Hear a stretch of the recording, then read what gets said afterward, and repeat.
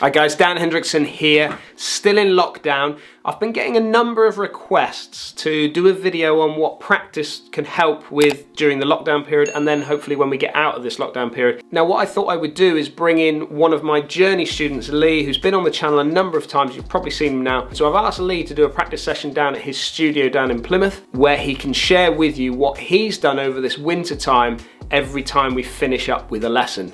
Really important that you take those lessons to your practice area and work on what your coach is working on with you.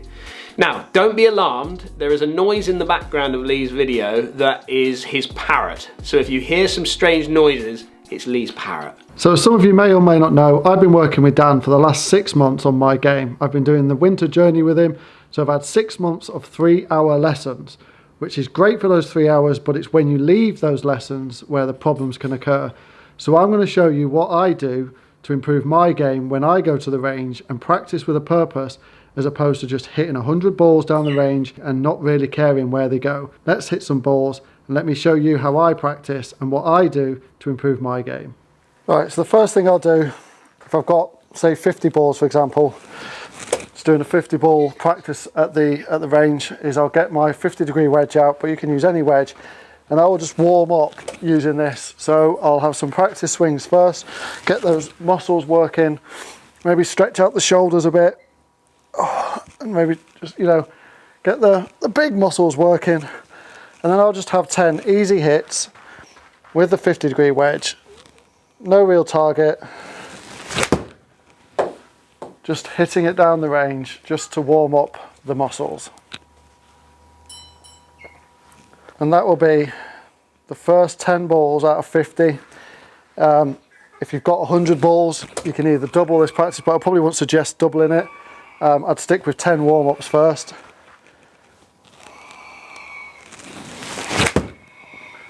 And just get those big muscles working.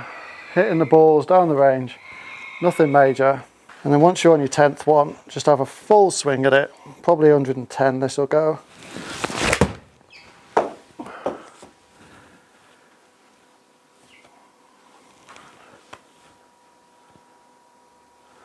105, and then that's me warmed up.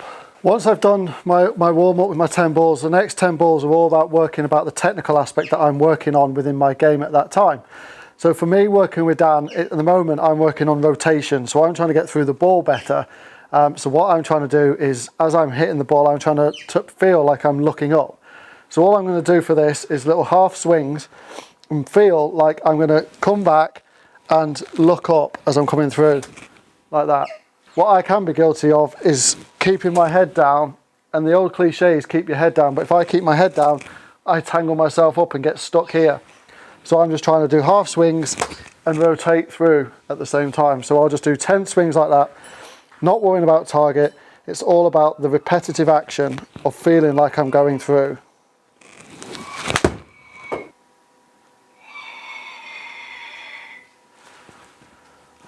That was one. I'll just continue doing that 10 times, but every time I step up to the ball, I'll feel, do a practice swing and rotate through. So I won't just hit ball after ball after ball. I'll set up properly in my ball in my stance, get the correct grip, and then just feel like I'm rotating through the ball. Not worrying about where it's going at this stage. It's just about connection and rotating through the ball and feeling like I'm getting it in my head, because what we do in lessons is we will get the 3-hour lesson or hour lesson or however long you've done, you'll go back to, you'll think, yep, I've got all that, and then you won't practice for a week or 2 weeks. You'll go and play golf and you completely forget about everything you've done. So this is all about muscle memory and getting this into your routine to a point where you don't have to think about it. Just nice easy swings, and I shall do that 10 times. Every time I do it, I'll stand behind the ball or I'll do a practice swing and make sure the motions I'm trying to replicate in a full swing are happening. I've hit 10 balls doing the technical thing that I'm working on, which for me is rotation, getting that feeling of continuously rotating and getting it as a bit of a muscle memory really. The next 10 balls that I'll do is I will do full shots with my 7-iron, thinking about the technical aspect I've just worked on.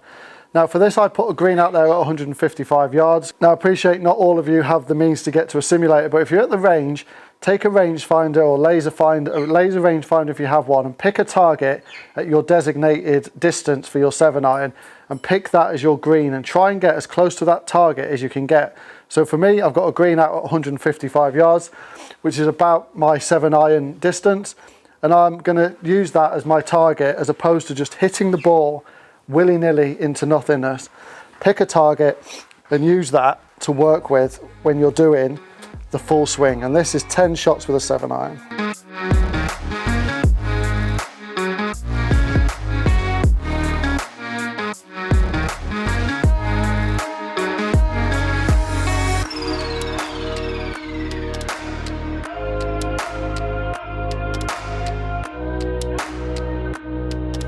Get in the hole, get in. Ooh, that wasn't far away. So do that 10 times with the 7-iron. So you've now used 30 balls out of your 50 or 60 balls out of your 100, but I wouldn't suggest following this set routine if you're doing 100, but I would do the first 10 shots with the 50 degree, the next 10 technical, but then I'd work through different clubs. So I wouldn't start with a 7-iron, I'd maybe do 9, 7, 5 iron hybrids and work your way up into full shots that way. But for the sake of 50 shots, I've done my 10 shots now with my 7-iron, and I'm going to move into a 4-iron and do exactly the same. So on this, I've got a green out at 200 yards. This is probably about a 195 club for me. Pick the 200-yard marker out into the range and aim, pick that as your target and follow the same process. So stand behind the ball. If this is your routine, for me, it's stand behind the ball, line it up, put the club into position, feel that rotating through, and then take the shot.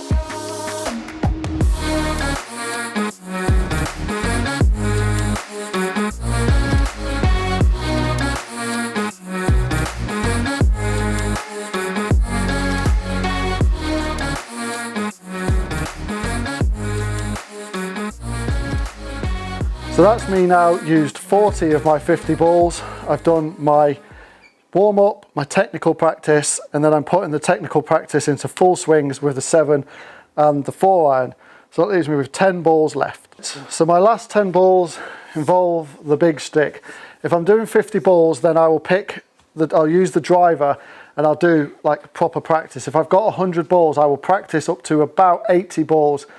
And then the last 20 balls, I'll just chip around 10 yards, 5 yards, and have a little bit of fun.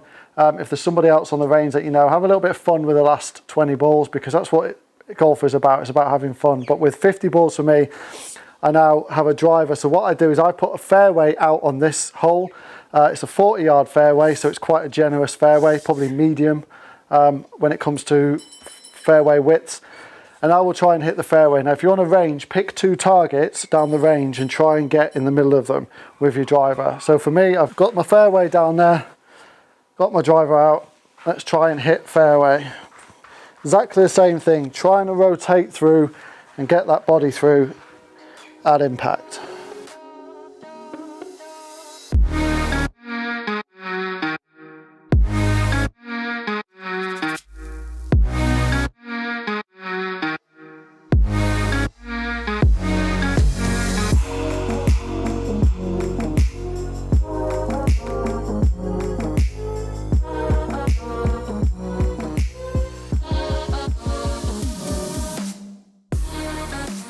And I'll do that 10 times with the driver, like I've said. And then if you've got more balls, or you've done your 50 balls and you want to have a bit of fun, grab another 20, 25 balls, practice some chipping and little targets you get in the driving range. But the whole point of this is don't go to the driving range and just hit 100 balls for the sake of it. It's always nice to hit balls, but structure your practice correctly and properly, and you will improve your game dramatically.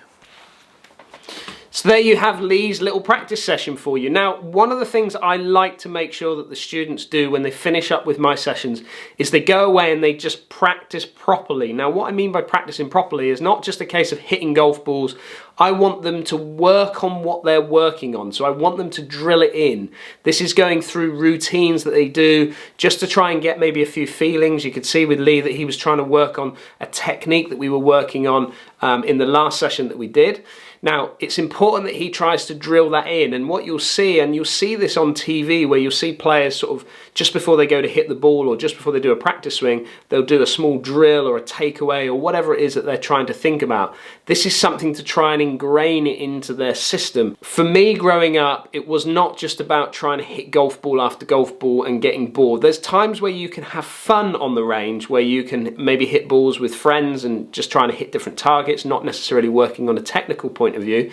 But when you're on your own and practicing, especially after you finish the lesson, it's important to go away and work on the technique or the drill that that coach has asked you to work on. Now for Lee, what he's tried to do there is he's tried to bring the golf course to his studio, setting himself up a few different targets. Now obviously Lee has the advantage of having a studio setup where he's got his SkyTrack and he can hit some balls and get some instant feedback, and I know that's more and more difficult. But at the moment during the lockdown period, you could maybe work on those drills that the coach has asked you to work on, and then when we're out of this lockdown and when we get out onto the ranges, you can then go and make sure that your practice becomes a little bit more permanent, so when you get on the golf course you can sort of replicate what you've done on the practice ground. Let me know, put your comments down below. I'd like to hear what you say about Lee's practice session. I'd like to also hear about what you guys get up to when you're practicing and what helps you with your game. Remember, if you're new to the channel, hit that subscribe button, give us a thumbs up if you like what you're seeing, and as always, stay safe, and I look forward to catching up with you again soon.